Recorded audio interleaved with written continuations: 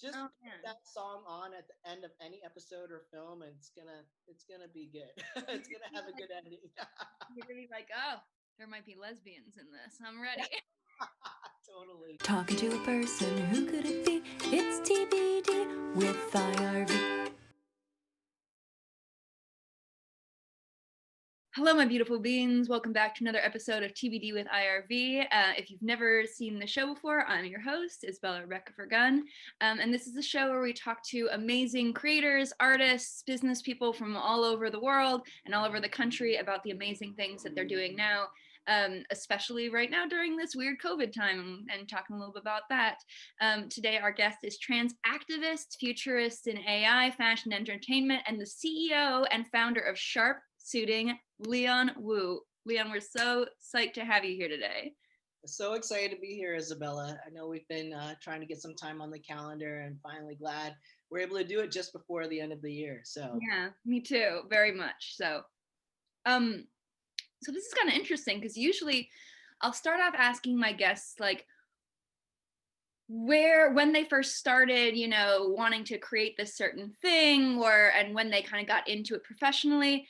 And it's a little bit interesting because I don't think originally when you were like a young kid, you were like, I'm going to be involved in creating a fashion line, essentially creating a clothing line. But it does stem from early childhood in a lot of ways. So if you want to, let's talk about that a little bit. yeah. I mean, definitely. Looking back, uh, there are instances where I realize I knew kind of that I wanted to do something like this when I was younger. And the first instance of that is like maybe when I was 5 or 6. Me and my family, we lived in a small town called Woodward, Oklahoma, Mm. and it was a two-story house in rural suburbs, right? And I would just sneak into my mom and dad's walk-in closet and just try on all his clothes, and then try to put it back as if nothing had happened. But grabbing some of the dress shirts as a 5-year-old, I wasn't able to put it back, so I put it very nicely around the hamper and Yeah. make it look like he tried it on and he forgot about it. So Yeah. that was definitely an instance of it. And I just always, would be more interested in what boys were doing and wearing, Yeah. riding mountain bikes or, wearing certain clothes, in the 80s and the 90s, like cross colors was like a big thing for me. Structure, I really wanted to wear, what they were wearing and not what, my friends and other people were wearing that I didn't identify with. No, that's it's super relatable. I'm a genderqueer person. And I know that when I was in preschool for like a year, every day I would wake up and I would tell my mom I'm a boy today, and she would say, and I'll preface it with this: they were very encouraging and not being gendered, but also I don't think there was that full understanding of gender queerness and transness and that sort of thing. So my mom would always say, you can look like a boy, you can act like a boy, you can do whatever, but you're not technically a boy. I had a whole talk about how I was never going to grow a penis. It was very sad. I broke my lip heart. And so to get older and to realize like, oh, this is something that's real. Oh, this is something like I can do something about, but also kind of not knowing exactly what that is. I know that clothing's been a big part of that for me. And I think that's a relatable thing for so many people, even, cis people growing up, that not feeling comfortable in how they're wanting to present themselves, not feeling comfortable in what they're putting on every day, and that not feeling like them. So I think it's pretty amazing that you've created this line of clothing that's specifically about, feeling comfortable in your skin. This is something that is made to fit you. Yeah, absolutely. And I think that I'm just so grateful for the vocabulary that we do have these days. And a lot of millennials and Generation Zers follow us.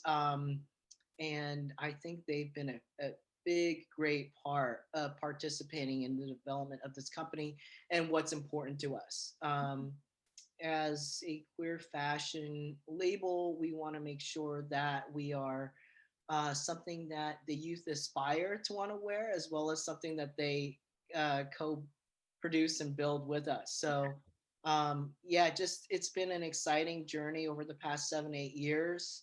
When I first started this company, I just really wanted mainstream or zeitgeist to accept and even feel that people who identified similarly to me, which was masculine of center or butch or androgynous or whatever, um, was an attractive identity. There was in certain parts of the states, maybe still like there's an idea of what people who are non-binary or known as non-binary now, there's a perception of that type of a persona, and that perception was that they were subversive, that they were nonconformist, and yeah, white t-shirt and jeans, kind of butch dyke or whatever. And I wanted to show everyone that it's way more than that and way sexier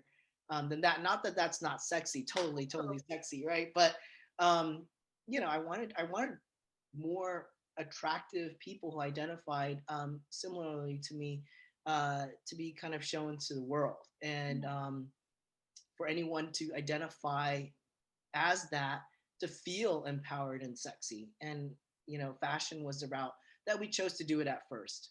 Yeah, and I love that specifically. It's exactly as you said. I think there are certain wardrobes that get identified with certain subgroups, and that's totally fine. Like, I love wearing flannel and white t-shirt and jeans. That's great. But there are some days where you want to feel really tailored, or there might be a day where you want to have a dress that fits you, but you might not be the body type that most dresses are being cut for. And so to essentially create that option that anyone can feel really stylish and very elegant, and kind of there's like sort of like a, I mean, I don't want to say high class because that's not exactly it. Like, you can look high class in anything, but this very sleek and put together look, I think that's actually just an option for people when it hasn't been. We've come to the clothing choices we have because that's what's been available to us in the past as well. Right. Yeah. Yeah. Not just what types of clothes are available to us, but what kinds of occasions that we can wear these clothing to, and just kind of like turning the wheel on that a little bit and showing people that, hey, you can wear these clothes any way you want at any which occasion, and you can change your style from feminine to masculine on the next day, or in the middle of the day. It doesn't matter. I do think that femininity and masculinity are romantic opposites or polar opposites to each other. But I think that it's even more attractive and sexy when one individual plays with both sides, in a sense, right? And very empowering too, that people can do this and kind of tell a story of themselves, a love story within one person. Yeah, and I know, in my experience, and I imagine with a lot of people, that coming out kind of led to a new sort of identity crisis. Like, okay, well, now I'm genderqueer, so I spent a long time trying to convince myself, you're a woman, like, you're okay with that, and like, look sexy as a woman and feel comfortable and do makeup. And then I'm like, oh wait, I hate some of that, but I like some of that. But now, as a genderqueer person, what am I supposed to keep of that and what I'm not? And picking out a wardrobe, it's still so hard to find things. But actually, it was a Christmas present. A friend of mine went to like a Goodwill and picked out things in roughly my size and was like, here's how to create 6 outfits out of these like 6 pieces. And it kind of changed my life, because I was like, oh shit, like, I can wear these suspenders with this thing, but it's also like, and I can also wear lipstick with it. Oh shit, like, it doesn't matter because now I just have options. It's really that thing of like, now I have different things that I can play with instead of only these things that will fit me or only these things.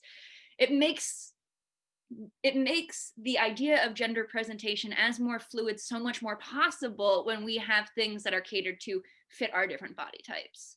Yeah, yeah, and it's such, again, I have to say I'm so grateful. I just remember in the early days, maybe 2 or 3 years into Sharp, we started posting a bunch of these androgynous or non-binary models, and they all look great.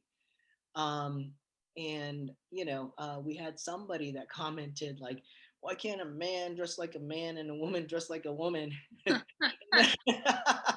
I always like feel like I love responding to those sort of comments, right? Because I think it's going to go two ways. The person's going to continue to oppose whatever you put there, but oftentimes we hear a conversation, even when there is opposition, from a place of love.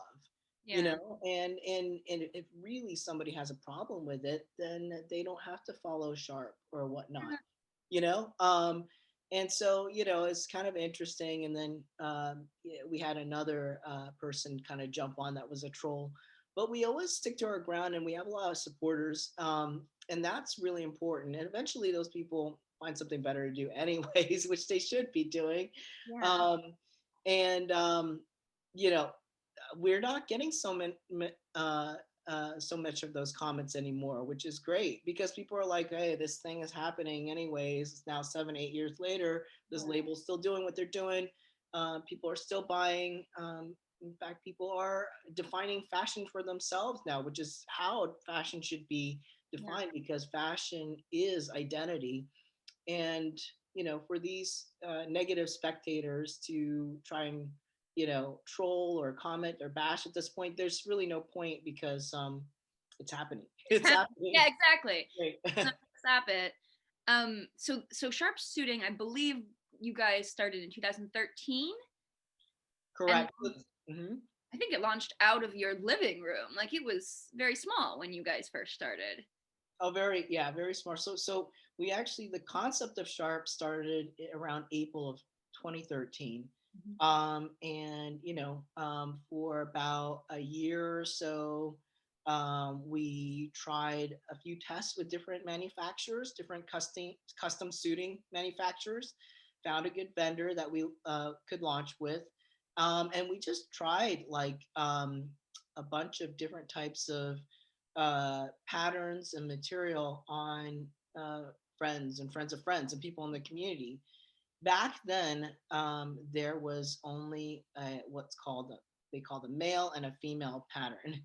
um, and we're like, okay, well, can we mix and match? Maybe we'll have like a masculine blazer and then feminine pants, or what. Yeah. So they did, the factory did work with us over the years, and they now also refer to these patterns as masculine and feminine, no longer male or female, or men's or women's. So they've Yeah. also gone through some positive social change as well.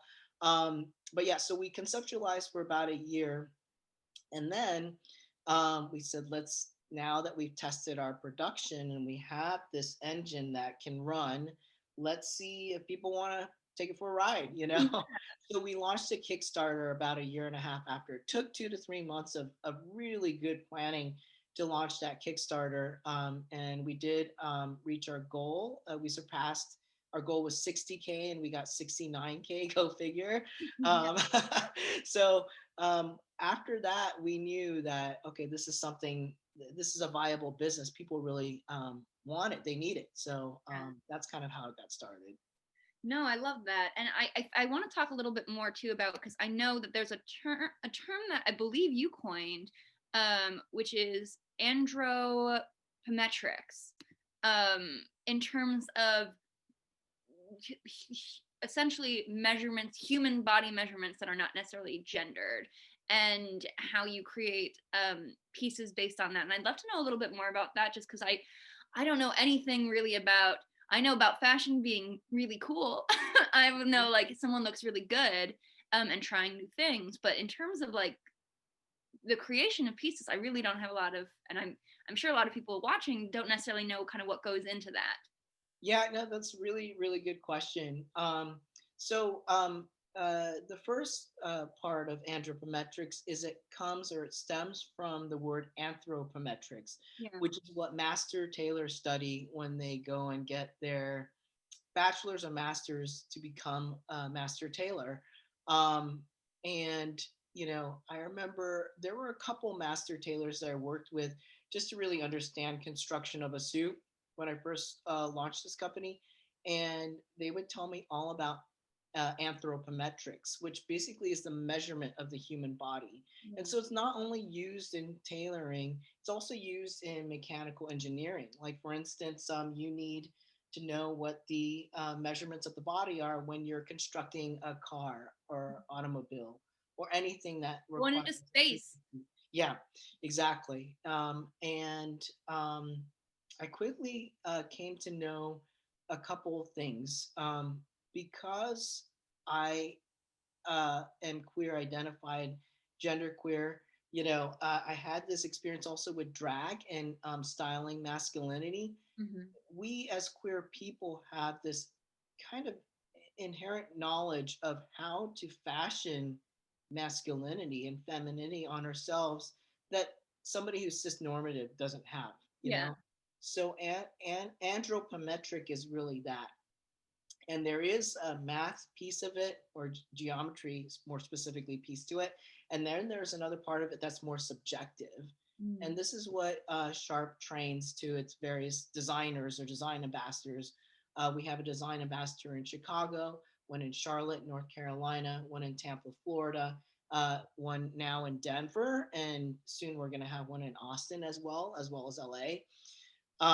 But they do go through 2 months of training program to learn anthropometrics. And that basically is just understanding based on somebody's identity, and by asking them questions during the design session, how are you going to measure them so that they look and feel empowered in their suit that they're going to get based on how they identify.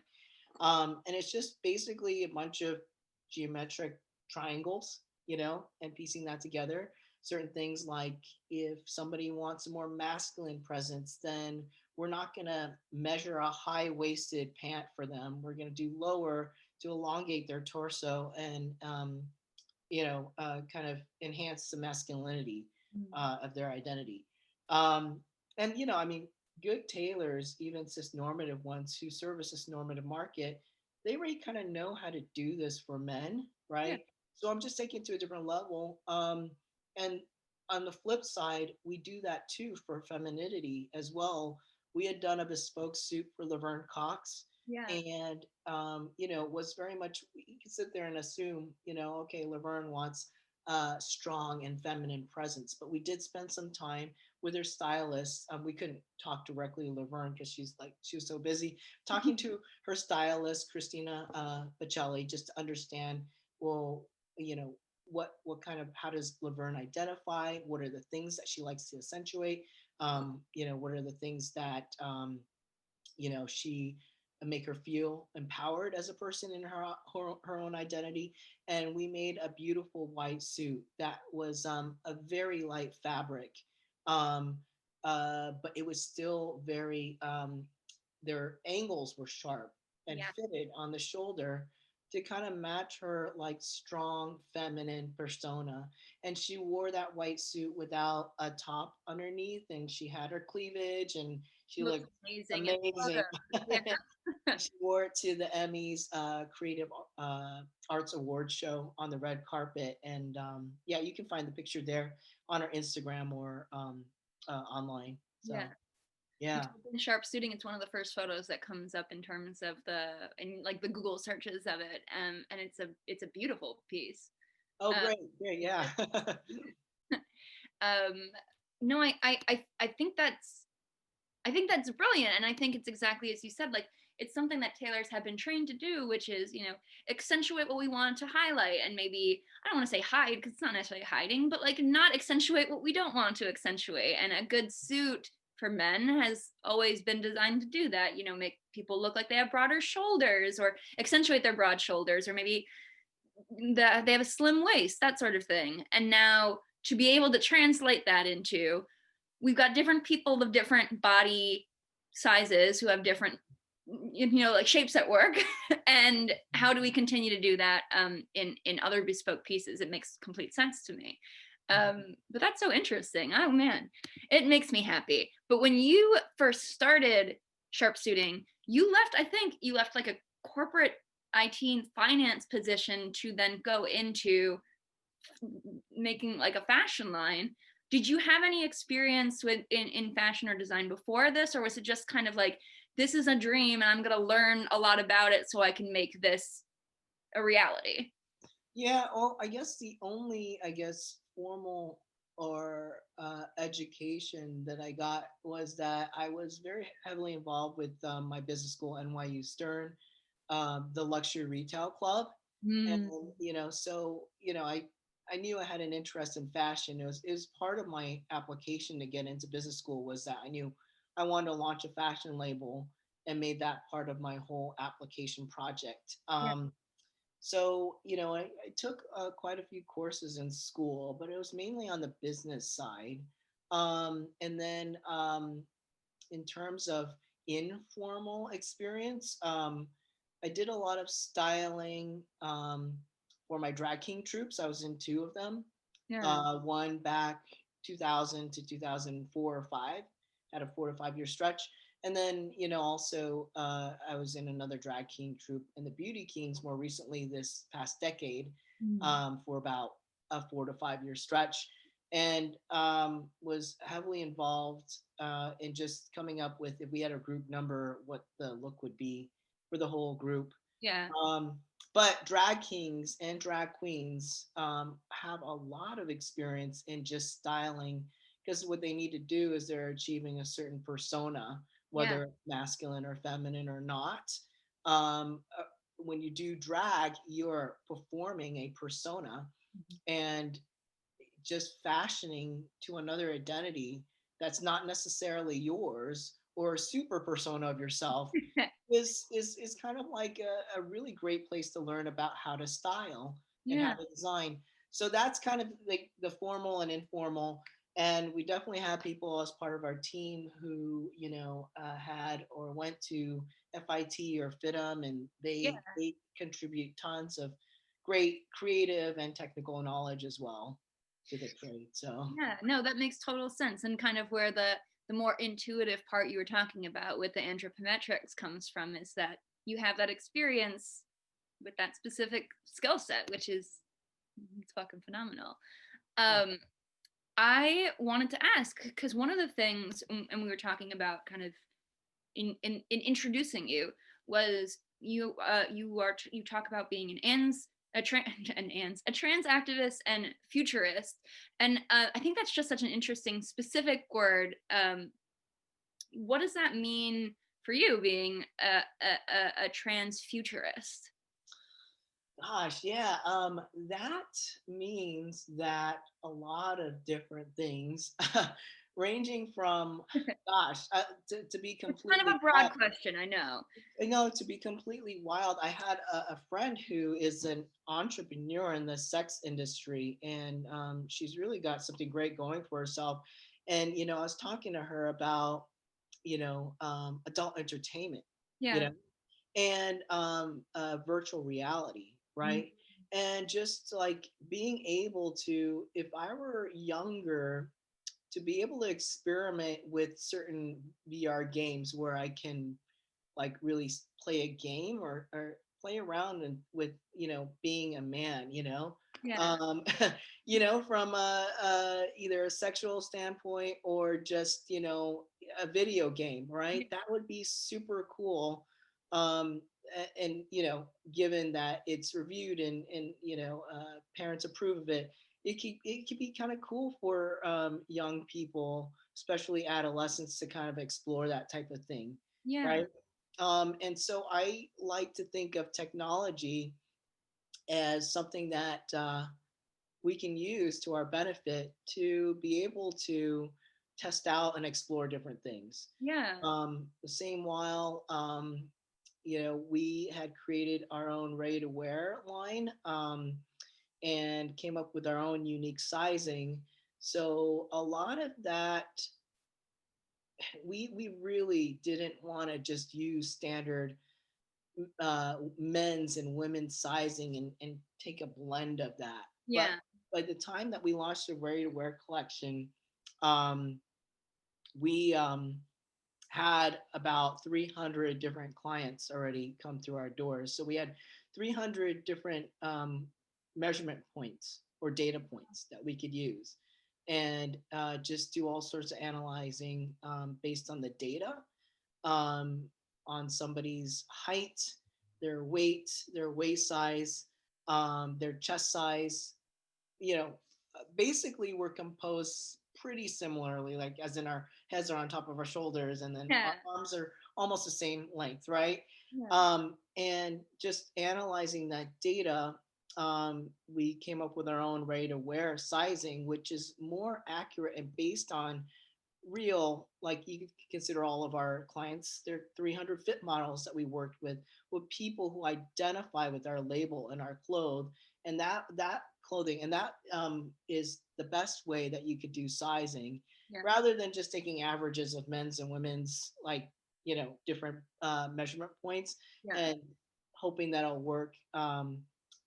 Anyone who buys something from our website, if it's a blazer or pants, typically it fits them pretty well. So Yeah. That's such an interesting thing, specifically kind of talking about, sorry, I'm just playing with my lights because I look so pale today. oh, you look great. I um, think also I look very red because of, I don't know what's going on here, maybe the shirt and the Christmas I just tree. kind of love you. It just seems very like kind of cozy and wintry. You know, Oh, you got your Christmas tree, you got your flannel, you're ready to go. I've worn this blazer for every episode of this show since it started. But it's nice now that it's not the summer, it doesn't get so hot anymore. But very long story short, back to the thing we were talking about is specifically the interesting thing about kind of bringing games or kind of like a virtual exploration of gender and sex into kind of for teens and younger people, because I think we already see that happening. We already see young people going online and figuring out kind of who they are through talking to people, or, you know, I know when I was a teenager, which I don't necessarily recommend, but when I was a teenager, going online and, like, you know, do it like role playing sex scenarios with other teenagers. And there's that kind of weirdness of, okay, well, is there a way to create a space where kids can explore that, or young adults can explore that in a safe way, where they're not being, you know, harassed by possibly adults who have kind of bad intentions in mind, and they can just kind of, like, you know, have that experience, because teenagers are going to do that. Right. I don't know. I just think that's do it anyways. Screw what the parents think or no. Right? Well, exactly. And there's a thing of, like, I remember there was a time when I was like, I wish I could create a website where only teenagers were allowed to go, that, like, they could do what they want, but you had to, like, you know, you couldn't be an adult on this. And then I was like, well, I am an adult, so I can't create that. But, like, it is I think that is a really important thing, and I think it's really interesting that you brought that up, that it would be great for there to be some kind of way that teenagers and young people can explore that in a really safe way, in a way that makes them feel empowered, in a way that makes them feel like they can try things without being exposed to harm, or being making any, like, I don't want to say making any huge commitments, but kind of making any huge commitments, because sometimes you're my age, you know, when you're 15 and you're like, I don't think I'm a woman, but I don't know what that means for me yet. Yeah, so, like, you can pick different characters in a video game and try each one, and, you know, maybe you just like to play the game, and, you know, outside of in reality, you are you, and then in virtual reality we get to try all sorts of identities, you know. And that's the thing, there's something so powerful, I think, about engaging with a kind of virtual reality, or engaging in things that allow a fluidity. Because I know, like, for me, like, I'll watch friends of mine get top surgery, and, like, I'll be like, God, I'm so jealous, I want that. And then I'll be like, yeah, but tomorrow I'm gonna want my tits. So like, wouldn't it be cool if I could just, you know, like, you know, go into a virtual space for like a week and be like, what would life be without my tits? Would I be happy every day when I woke up, or what? You know, like there's sort of a it's kind of like, you know, a dressing room for gender. That would be really cool if there was just sort of like, how can you, well, it seems like it's starting to become more of a reality that people are exploring with sex and gender. And I again, kind of a non sequitur, but just something really interesting I had not completely thought about. That reminds me of a story, actually. So I did get top surgery. And the night before, so I went with Dr. Brownstein. Some people may know him, but he's retired now. Yeah. And he was really great. The night before, I even called him because I wasn't sure. I was like, oh my gosh, what am I doing? Am I like mutilating my body? And I started giving myself all of these doubtful thoughts. And I called him. He's like, no, Leon, I think, after reading your therapist letter and, all of our consultations, you're ready. And they said, and you know what? Like, if you change your mind after, I'll put them back on and I'll make them even nicer for free. And I'm like, no, not, what do you mean by that? Nicer, and I'm like, at that point I knew, like, yeah, definitely. Don't put them back. But, I mean, if we had VR, that would be even cooler. Then you don't have to sit there and think, I mean, gosh, decisions, like sometimes you think that you're sure about something and then you change your mind, and that's okay, and that's totally okay. Like, even if you do gender transition surgery, or you decide you want to get a tattoo, you want to replace something else, like, it's totally okay. And I think if we had VR as another layer to explore, then that would be super cool. Because I think most of the time, it's like you said, like people are at their core pretty sure about what they want, but there are these times where you're like, well, I just want to see, I just want to test it out, I just want to try this on for a while. Yeah. And I think there to be very, I don't know how to say, to be very blunt about it, sometimes it's easier for us when it's something that we can pretend to take away than when it's something that we can pretend to add, or vice versa. Like there's a certain we have different we have different parts that make it that would be easier with kind of some virtual reality of some sort to kind of see what that would feel like than we're able to do necessarily with the things that we have at hand. Although we're trying our best. Yeah, certainly. Yeah. And I think there are a lot of things that are in the works right now that are super exciting. Just even in entertainment, if my favorite episode of Black Mirror is San Junipero. Have you seen that one? I have not. Oh, San Junipero. Yes. Did I say it wrong? San Junipero. I think I said it wrong. I think you said it right, and I think I am just like, I remember the title. They're probably both right, depending on who's saying it. But just this idea.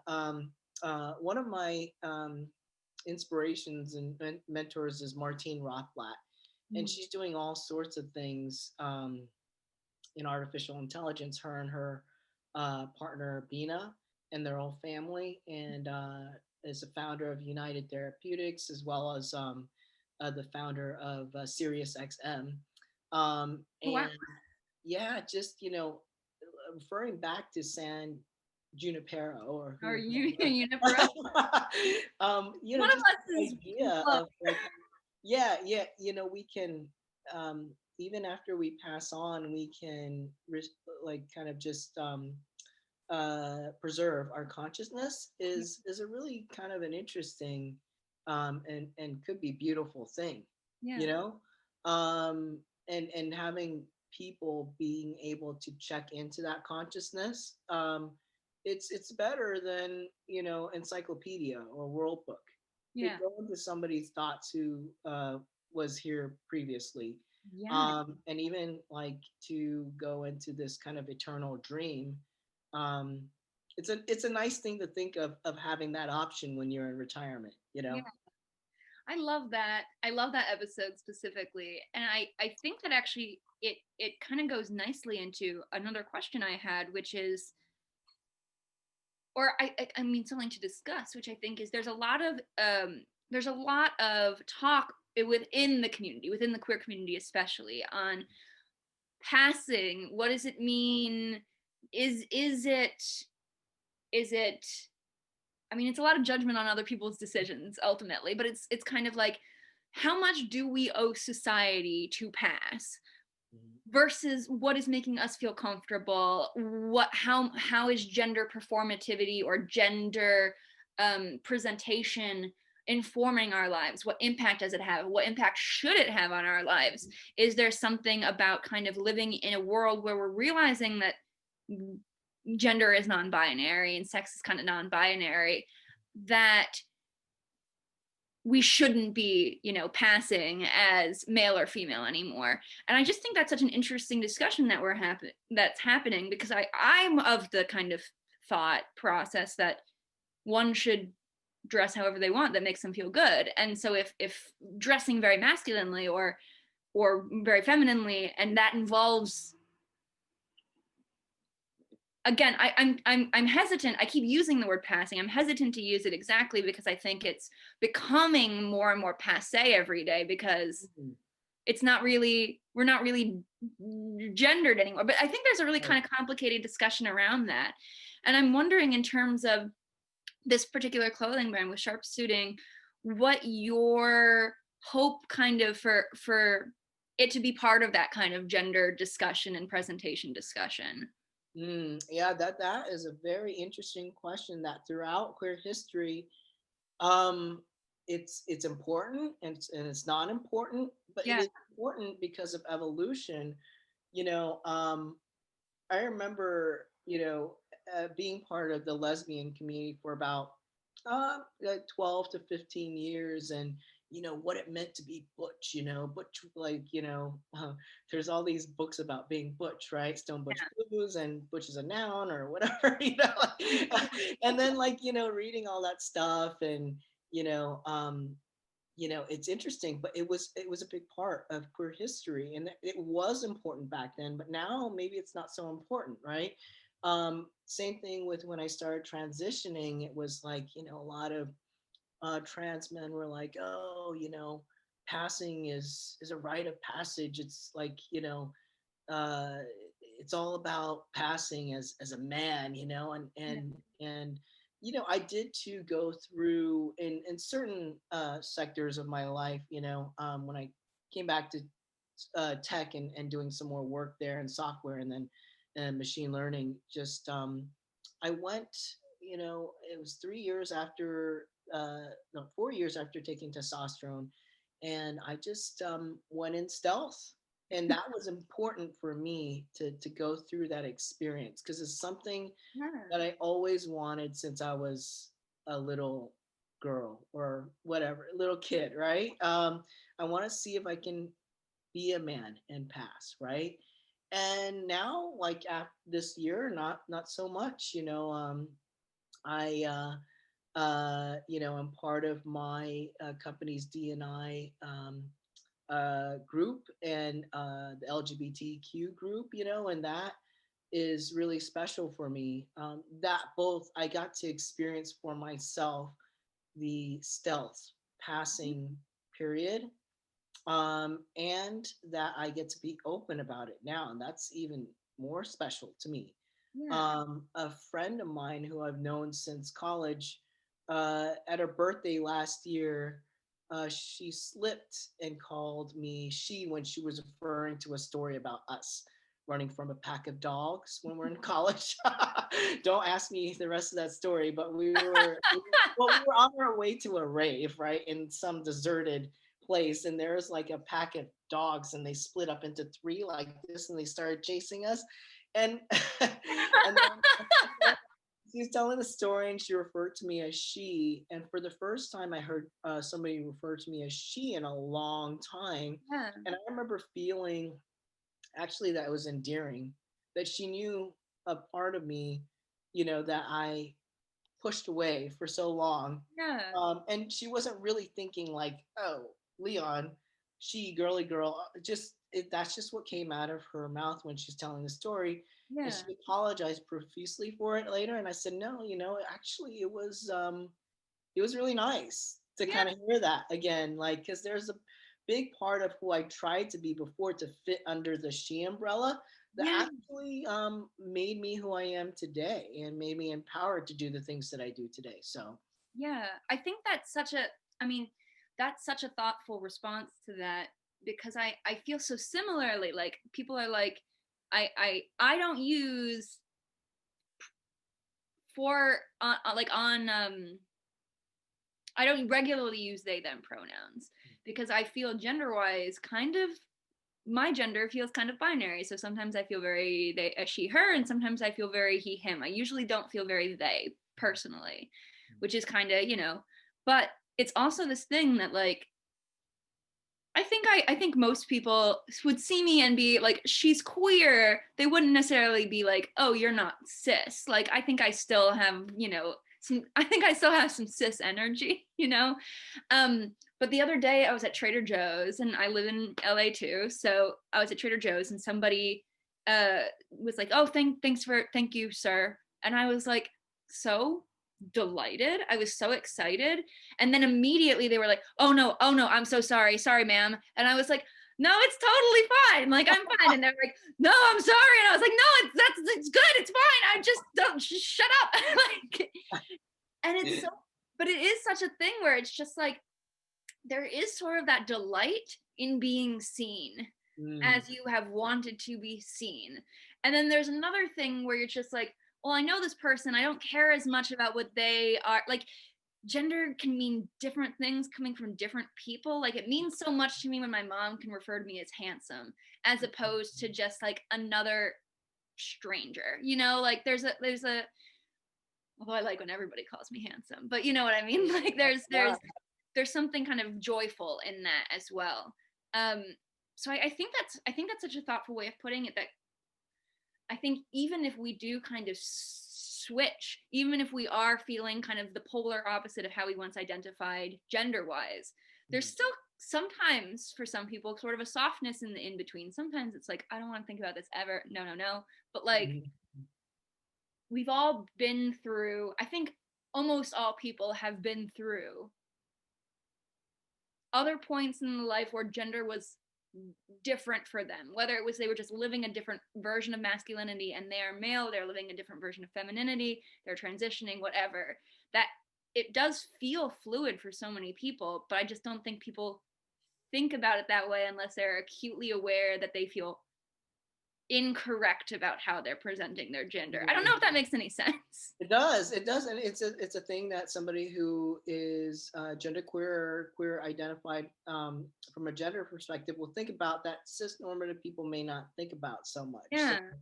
And it's interesting though, because these discussions, like, even though very intellectual, are important, because what it does is it kind of blurs the line between genders, and we blur it so much that all of a sudden everybody's equal. Then that is the ultimate, like, goal, right? Yeah, exactly. The ultimate form. Kind of like, yeah, there is a world where none of this matters, but Right. in the society we exist in now, it kind of matters. And I just want what I want out of that experience of gender. Like, one day. It's true. As long as there's people saying, like, why can't a man dress like a man and a woman dress like a... I don't even know if the guy was saying it that way. I was just reading his comment that way. Yeah. It's like just some rando just being like, well, why doesn't this woman want to dress like a woman? And you're like, but sir, Yeah. maybe they don't. But there is that kind of, people can't even really ask. And I mean this with all tenderhearted. I feel like I have a little more patience for answering some kind of gender and related questions, because I can pass. Thank you. Sorry, I love you. And you're very handsome. Thank you. But there's, something about just kind of, wow, my train of thought has died. there's something that I feel like I can answer those questions with a certain level of patience, because I'm not constantly being misgendered. I'm not constantly experiencing microaggressions on the same level. But there is something, anytime anyone's going to be asking anything about my gender, as nice as I might be about it, my hackles do go up, and they can be completely innocent. They can actually be asking like a very thoughtful question, but I'm still like, this is mine. It's none of your business. Like, fuck you. Yeah. And I know, especially dating, where you just get like, okay, so like, that's kind of hot. Sometimes you want to like dress like a guy and dress like a girl. Like, I'm into tomboys, and I'm like, this is my gender, is not your fetish. What the fuck? Like, That's true. There's a fine line between your type and your fetish, and anytime it crosses over to the fetish area, it's super uncomfortable for the person that's being targeted. yeah. Yeah. And this person, again, in their kind of misguided thought is like, well, I'm just saying something nice. I'm affirming your gender and your gender presentation. And you're like, but you're not, because this is about you. Yeah. I don't care if you find it sexy personally. It doesn't. Right. And I also wanted to ask you about, because you've got something that's coming up in 2021 with this music video series that you guys are going to be. Wow, you've done the research, definitely. Okay. Yeah, so let's see. Sharpe had an opportunity this year. Yeah. Because we weren't able to be on the runways for New York Fashion Week at the Brooklyn Museum and LA Fashion Week at Equality Fashion Week. And because there were no runways this year. Yeah. And even in previous years, we thought we want to do something a little bit different beyond those platforms. We wanted to reach a wider audience, right? Yeah. So we were planning something already for this year, even before the pandemic hit. And that is basically that for me. I love music. Grew up in the 80s and the 90s. For 15 years, I was a musician, a big band geek, right? All the way through college. And so I knew I want to get back to music somehow. So in a sense, Sharpe is producing an 80s music video campaign featuring 3 diverse people. I'm really excited. From the community. And when I say community, that's not just LGBTQ, that's also POC and women. Amazing. Because it's time to broaden our scope a little bit, because the more people we include to empower in our broader community, the better it's going to be for everybody, right? And so if you could just think of 80s music videos and from the past and how they were, but infusing some modern storyline, style, and personas into it. That's kind of what this is. So there's going to be 3 artists that are being vocal artists that are going to be featured. There's going to be in one of the videos, there is a celebrity who plays the love interest from the L Word Generation Q. I'm not going to say who, but it'll all be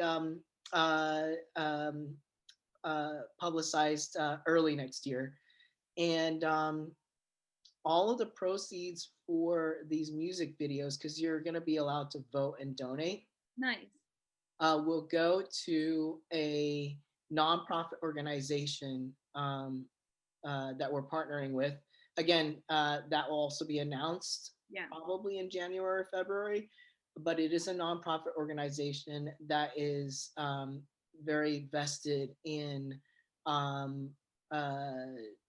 helping trans youth.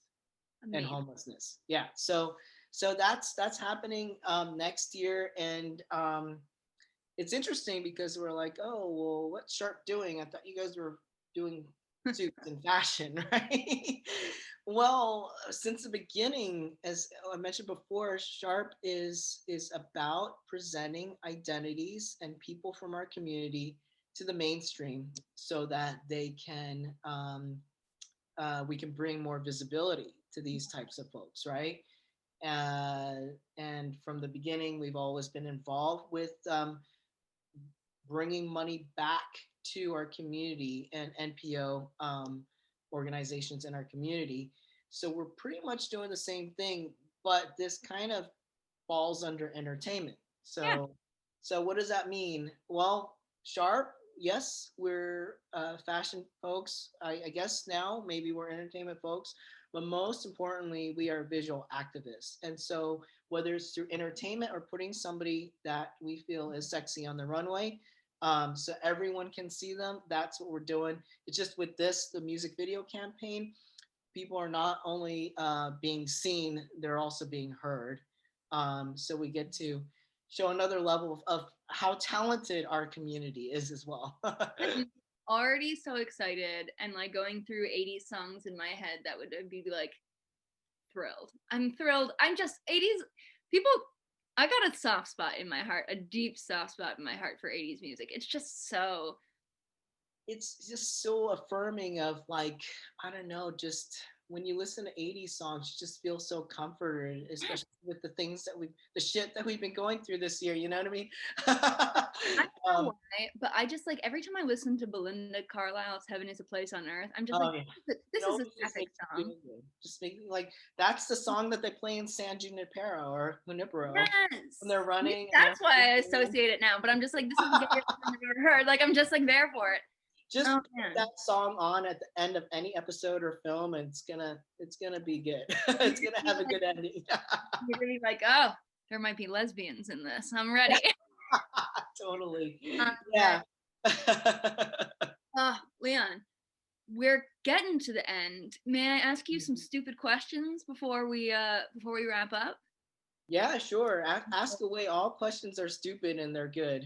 Okay, ready? Would you rather be able to speak every language in the world or speak to animals? Oh, animals. Yeah. Yeah. Oh gosh. Do you want to hear why or I just would love, if you have a specific reason, I would love to hear why. gosh, like I don't know, our pets are our best friends and family. I mean, they are with you all the time in the bathroom, in the bedroom. Like they just sometimes they're more intimate than family members or your partner because they are with you all the time. And for me to be able to know what my pet needs, like that would just be like, such a big value to me, you know? Have you seen those videos of Bunny the dog who's learning how to talk with the buttons? And then there's another one too with this Meow Talk app, where it uses machine learning, voice recognition, machine learning, a bunch of data being thrown in there, and then depending on how your cat meows, like it's basically saying 5 different things at first, and then as the app continues to hear the meows from the cat, then it will define it, the algorithm or the model will be trained to learn more things that your cat is trying to tell Is you. this already a real thing? Is it something I can get? Yeah, well, it's called Meow Talk. I haven't checked it out yet, but the thing with any of these apps or anything that's AI or machine learning related is the more users that use it, the more intelligent it's gonna get. And I can't remember which. It's either Google or Amazon. Somebody, one of the big four. You know, I'm gonna cry tech thinking companies. about this. That's Yeah, where I am. yeah. I can talk to my cat. What? I know. I have a cat that has been visiting, and I think he's mine now, but he doesn't want to be kept during the day. So I understand. Cats have their own, deep. I'm a cat person, and I think it is because cats are more like people in that you kind of have to earn their trust and respect, whereas a lot of dogs, whom I love, but dogs kind of just they trust you and they love you, and I'm like I'm not about that life. I need yeah, to be on an equal footing here. I, Um, I'm with you on that. Yeah. what is your favorite smell? I think jasmine is my favorite smell. Every time that's around, it just makes me feel really happy. It has like a psychological effect. Luckily, this cottage that I moved into in June, um, during the spring, like all above the porch grows jasmine. So I'm probably gonna be really happy and allergic at the same time. It's gonna be amazing. It's gonna be amazing. What color is Wednesday? Blue. No, yellow. One of those. Blue or yellow, but it's not green. What is your I don't know. Was that supposed to be a joke? No, no, I don't know. Because What you is know, like they say that green is like when you get the green M&M or Skittles, it's like the horny one, and Wednesdays are hump days. I wasn't sure whether you're making a joke, and I just started laughing. I like that. No, that's even better. I was just thinking primary colors mixing, but that was, Yeah, I'm such a Scorpio. We've talked about sex like 5 or 6 times already during this video. honestly, as an Aries, I relate and, fully 100% understand. It's my life.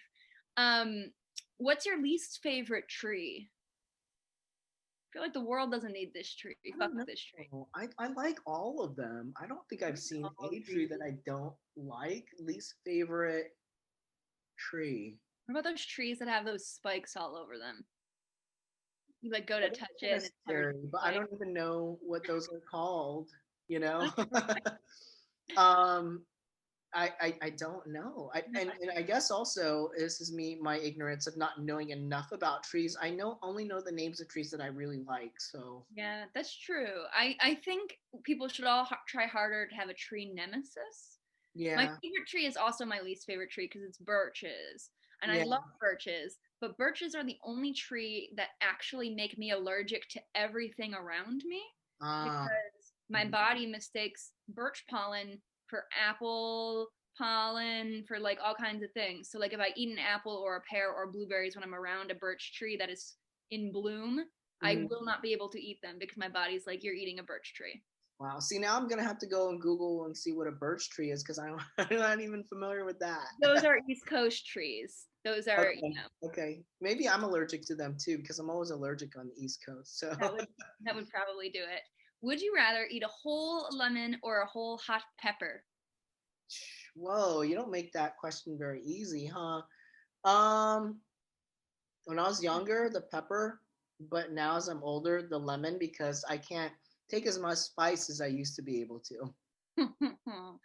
I feel that. I think I might still try the hot pepper, but I'm pretty sure I would end up puking, I unfortunately. know. I Um, burn a hole in my stomach. right. If you could create one law, what would it be and why? mm, that everyone has a place to live. Is that a law? That's a good law. I think that's a great law. Just like I think it should be legal for everyone to be housed. Yeah, sheltered, housed. Just a basic thing, right? And then the last of the silly questions, if you could have any animal and make it pocket sized, what Mm, animal would it be? a panda. For So sure, a panda. that'd be really cute. Do you ever watch Spy Kids 2? No. Why? Are there So, pandas in there?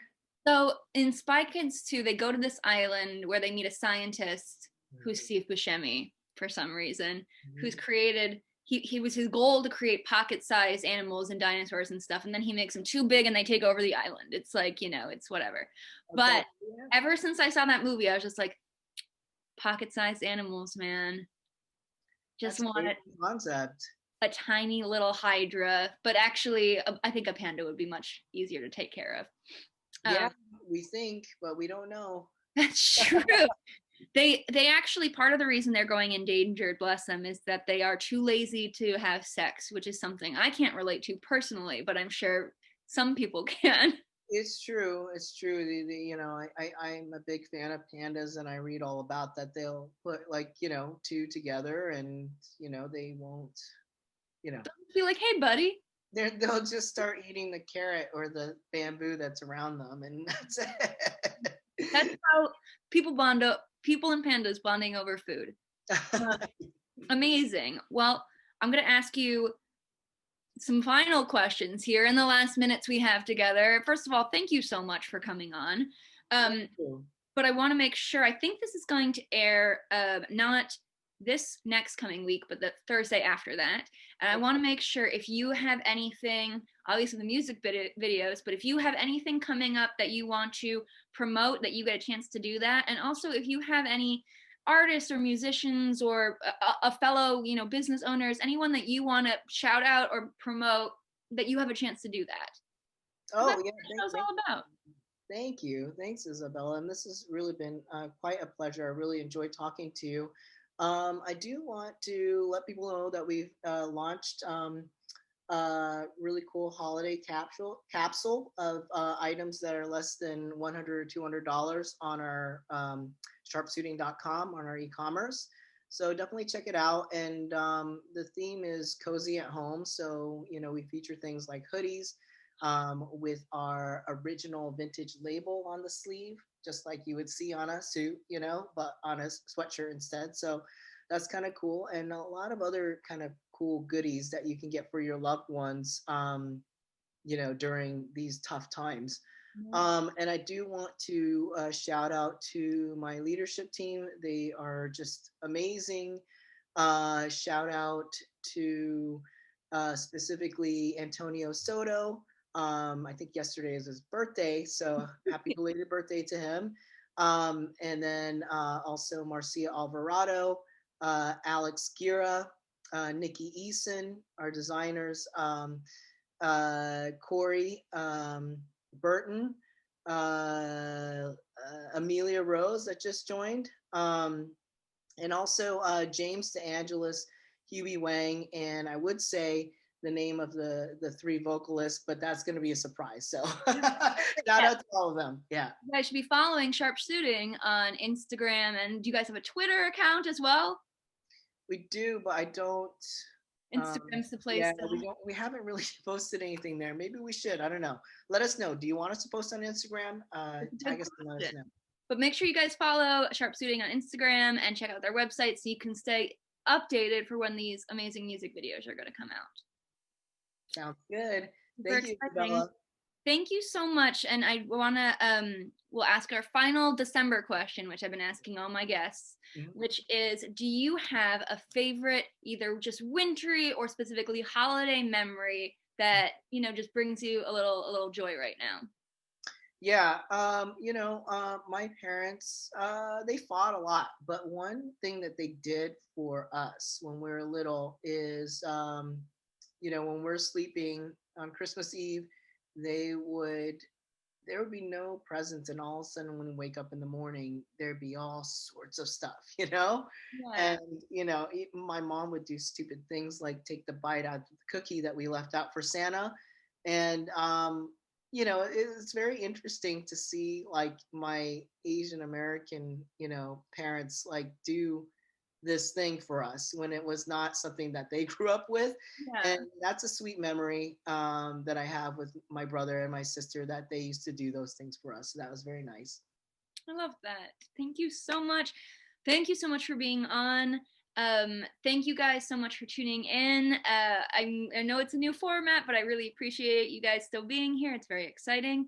And make sure to remember, especially over this very strange holiday season, to create some cool art, to promote some cool art, to consume some cool art, to do whatever you can to find these lovely moments of joy in this weird time, because sometimes those moments are fast and fleeting, sometimes they last a long time, but if you can hold on to them, they're going to mean a lot where you are. So thank you guys so much.